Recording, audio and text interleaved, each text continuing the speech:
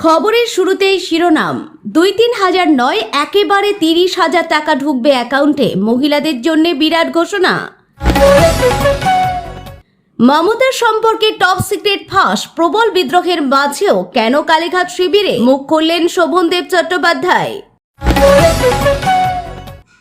গ্রেপ্তার হলেন অনুব্রত ঘনিষ্ঠের আত্মীয়। বীরভূমের ডাকাত দলকে পাকড়াও করে লুকোনো টাকা ও সোনার খনি সূত্র পায় পুলিশ।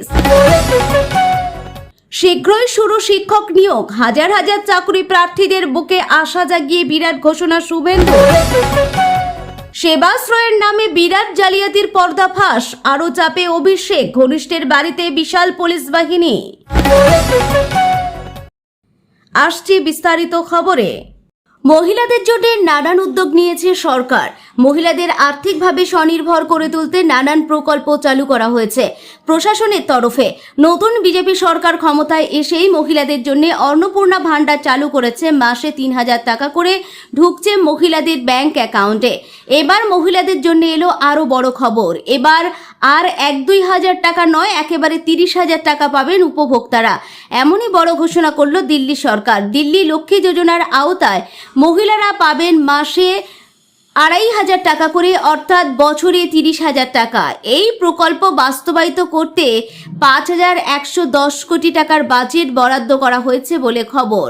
দিল্লির মুখ্যমন্ত্রী ঘোষণা অনুযায়ী নির্বাচনী প্রতিশ্রুতি পূরণ করে এই প্রকল্পে অনুমোদন দিয়েছে সরকার। তার কথায় শুধুমাত্র মাসিক আর্থিক সহায়তা নয়, মহিলাদের সঞ্চয় ও বিনিয়োগেও উৎসাহিত করবে এই প্রকল্প। কারা এই প্রকল্পে আবেদনের যোগ্য? এই প্রকল্পে আবেদনের জন্য বয়স হতে হবে 21 থেকে 60 বছরের মধ্যে। পরিবারের বার্ষিক আয় হতে হবে 2.5 লক্ষ টাকার কম।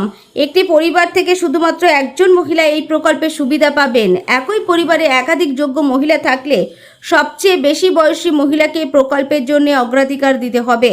আবেদনকারী মহিলা বা তার স্বামী বা তার বাবা মাকে অন্তত 10 বছর ধরে দিল্লির বাসিন্দা হতে হবে। পরিবারের কোনো সদস্য আয়কর দিলে এই প্রকল্পের সুবিধা পাবে না। কিছু মহিলা বাদ যাবেন এই প্রকল্পের আওতা থেকে যাদের 3টির বেশি সন্তান রয়েছে, যেসব পরিবারের বার্ষিক বিদ্যুৎ ব্যবহার 2,400 ইউনিটের বেশি, যেসব পরিবারে 4 চাকা গাড়ি রয়েছে। অন্য কোনো সরকারি প্রকল্পের আওতায় নিয়মিত আর্থিক সহায়তা পেলে পরিবারের সদস্যরা সরকারি কর্মচারী বা সরকারি পেনশনভোগী হলে এই প্রকল্পের সুবিধা মিলবে না। দলে একের পর এক দাপুটে নেতা মমতা বন্দ্যোপাধ্যায়ের সঙ্গ ছাড়লেও এখনও তার পাশেই রয়েছেন প্রবীণ তৃণমূল নেতা শোভনদেব চট্টোপাধ্যায়। 82 বছর বয়সী এই প্রবীণ বিধায়ক দীর্ঘ কয়েক দশক ধরে মমতা বন্দ্যোপাধ্যায়ের রাজনৈতিক সহযাত্রী। দলের একাধিক গুরুত্বপূর্ণ নেতা যখন বিরোধী শিবিরে যোগ দিয়েছে, তখনও কিন্তু শোভনদেব এখনও মমতার নেতৃত্বের প্রতি আস্থা রেখে তৃণমূলেই রয়েছেন। দীর্ঘ রাজনৈতিক জীবনে টানা 10 বার বিধায়ক নির্বাচিত হয়েছেন শোভনদেব চট্টোপাধ্যায়।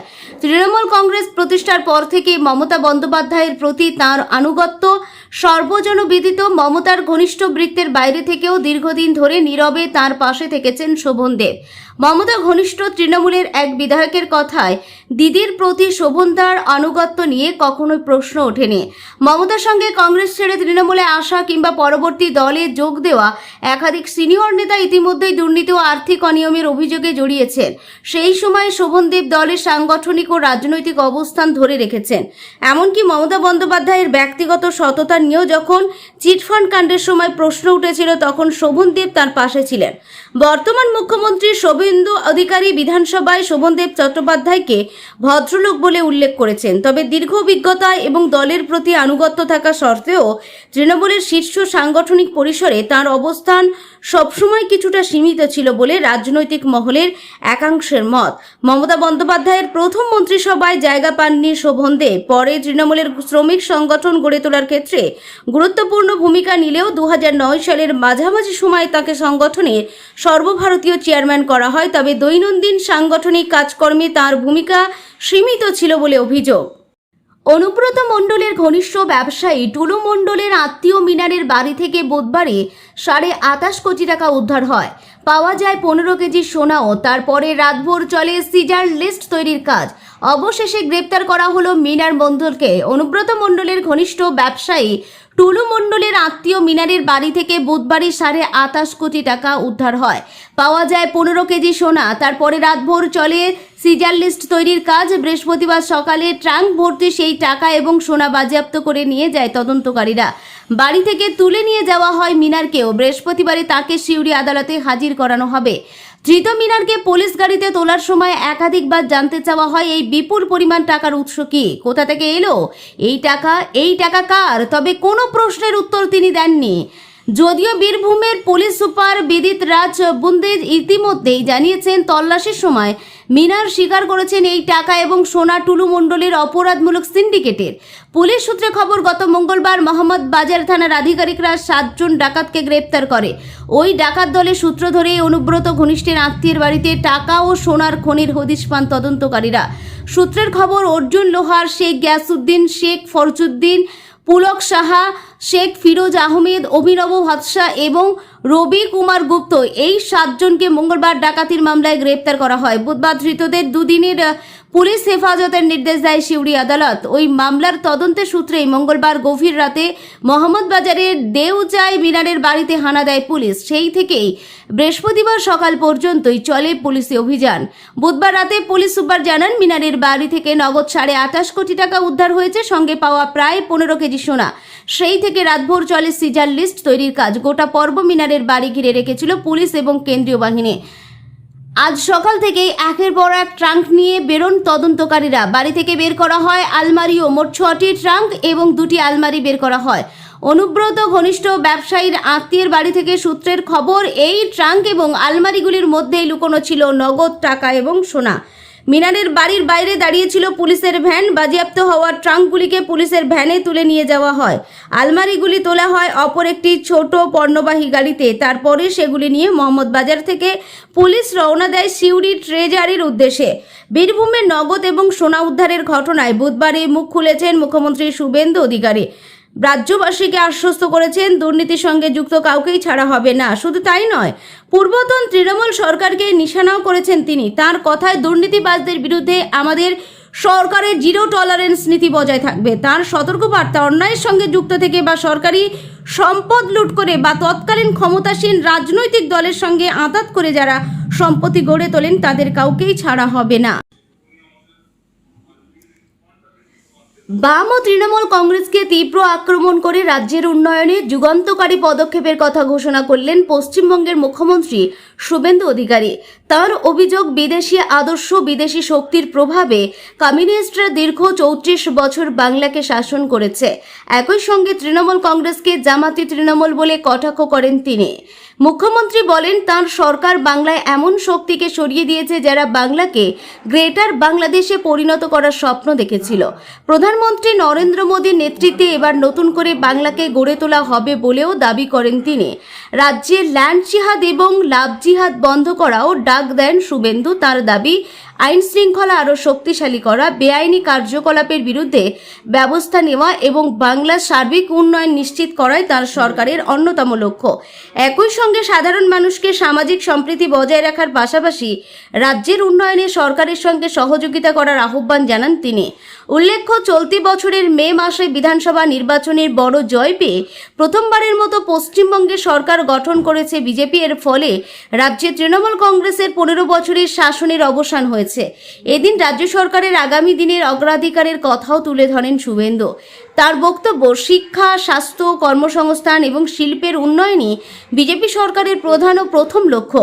জনপরিষেবা আরও উন্নত করার পাশাপাশি কর্মসংস্থানের নতুন সুযোগ তৈরি করে বাংলাকে একটি নতুন যুগের দিকে এগিয়ে নিয়ে যাওয়ার বার্তা দেন তিনি। মুখ্যমন্ত্রী জানান, চলতি অর্থবর্ষে শিক্ষা খাতে কেন্দ্রীয় সরকারের কাছ থেকে প্রায় 4,000 থেকে 5,000 কোটি টাকা সহায়তা পাওয়ার আশা করেছে রাজ্য। শিক্ষা ব্যবস্থার আমূল পরিবর্তনের লক্ষ্যে স্কুল শিক্ষা দপ্তর ইতিমধ্যে একটি ব্যাপক পর্যালোচনা শুরু করেছে বলে জানান শুভেন্দু। তার আশা, আগামী শিক্ষাবর্ষের শুরু থেকে এর ইতিবাচক প্রভাব দেখা যাবে। পূর্ববর্তী তৃণমূল সরকারের বিরুদ্ধে শিক্ষা ব্যবস্থাকে যথেষ্ট গুরুত্ব না দেওয়ার অভিযোগও তোলেন মুখ্যমন্ত্রী। তার দাবি, আগের সরকারের সময় তোষণ ও দুর্নীতিকে অগ্রাধিকার দেওয়া হয়েছিল। বর্তমান সরকার রাজ্যের স্কুলগুলিকে আধুনিক ও স্মার্ট প্রতিষ্ঠানে পরিণত করার পাশাপাশি পরিকাঠামোর উন্নয়নে জোর দেবে বলে জানান তিনি। তৃণমূল কংগ্রেসের সর্বভারতীয় সাধারণ সম্পাদক অভিষেক বন্দ্যোপাধ্যায়ের ব্যক্তিগত সহকারী সুমিত রায়কে নোটিশ দিল পুলিশ। বুধবার তার টালিগঞ্জ এলাকার বাড়িতে গিয়ে এই নোটিশ দেওয়া হয়। পুলিশের নির্দেশ, নোটিশ পাওয়ার 3 দিনের মধ্যেই তদন্তকারী আধিকারিকের কাছে হাজির হতে হবে তাকে। এদিকে একাধিক অভিযোগের তদন্তে সুমিত রায়ের খোঁজ চালাচ্ছে পুলিশ। পুলিশ সূত্রে জানা গেছে, দক্ষিণ 24 পরগনার বিষ্ণুপুর থানার একটি দল বুধবার দুপুরে সুমিত রায়ের বাড়িতে যায়, তবে সেই সময় তিনি বাড়িতে ছিলেন না। তার উদ্দেশ্যে দেওয়া নোটিশটি তার মা গ্রহণ করেন। পরে সংবাদ মাধ্যমের প্রতিনিধিদের সঙ্গে সংক্ষিপ্ত কথোপকথনে সুমিতের মা জানান, বিষয়টি যত দ্রুত সম্ভব মিটে যাক সেটাই তিনি চান। তবে ছেলে বর্তমানে কোথায় রয়েছেন সে বিষয়ে কোনো তথ্য দিতে চাননি তিনি। পুলিশের এই নোটিশের পেছনে রয়েছে বিষ্ণুপুর এলাকার একটি রিসর্ট মালিকের অভিযোগ অনুযায়ী অভিষেক বন্দ্যোপাধ্যায়ের সেবাশ্রয় স্বাস্থ্য পরিষেবা কর্মসূচির জন্য সুমিত রায় এই রিসর্ট ভাড়া নিয়েছিলেন, কিন্তু পরিষেবা নেওয়ার পরও বকেয়া টাকা মেটানো হয়নি বলে অভিযোগ করেন রিসর্ট মালিক।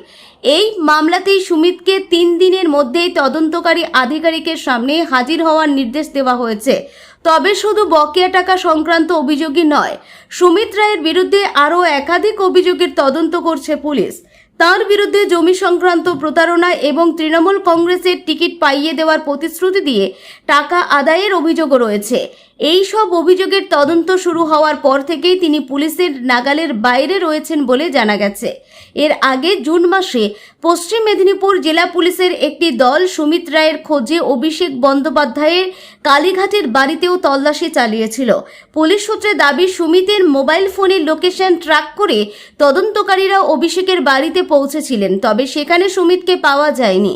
পরবর্তীতে পুলিশের আবেদনের ভিত্তিতে মেদিনীপুরের একটি আদালত সুমিত রায়ের বিরুদ্ধে গ্রেপ্তারি পরোয়ানা জারি করে। তার বিরুদ্ধে লুকআউট সার্কুলারও জারি করা হয়। পরে কলকাতা হাইকোর্ট তার আগাম জামিনের আবেদন খারিজ করে দেয়। বর্তমানে গ্রেপ্তারি পরোয়ানা এবং লুকআউট সার্কুলার কার্যকর থাকায় তাকে খুঁজতে একাধিক জায়গায় তল্লাশি চালাচ্ছে পুলিশ।